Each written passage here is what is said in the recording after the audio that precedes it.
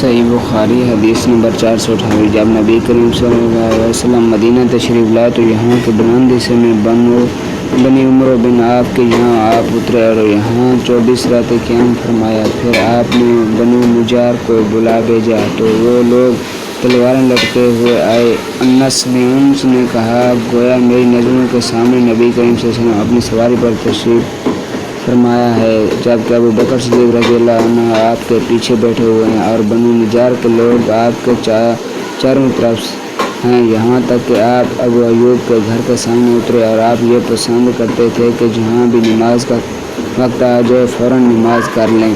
آپ بکریوں کے بھیڑوں میں بھی نماز پڑھ لیتے تھے۔ پھر آپ نے اپنے یہاں مسجد بنانے کے لیے حکم فرمایا۔ چنانچہ بنو نجار کے لوگوں کو آپ نے بلا کر فرمایا کہ اے بنو نجار، تم اپنے اس باغ کی قیمت مجھ سے لے لو۔ انہوں نے جواب دیا نہیں یا رسول اللہ، اس کی قیمت ہم صرف اللہ تعالیٰ سے مانگتے ہیں۔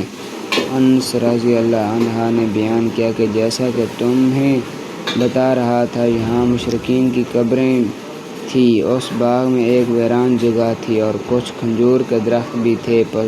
پس نبی کریم صلی اللہ علیہ وسلم نے مشرکین کی قبروں کو اکھاڑ دیا اور ویران کو صاف اور برابر کر دیا اور درختوں کو کٹوا کر ان کی لکڑیوں کو مسجد کے قبلے کی جانب بچھا دیا اور پتھروں کے ذریعے انہیں مضبوط بنا دیا۔ صحابہ پتھر اٹھاتے ہوئے رجز پڑھتے تھے اور نبی کریم صلی اللہ علیہ وسلم بھی ان کے ساتھ تھے اور یہ کہہ رہے تھے کہ اے اللہ، آخرت کے فائدے کے علاوہ وہ اور کوئی فائدہ نہیں۔ پس انصاروں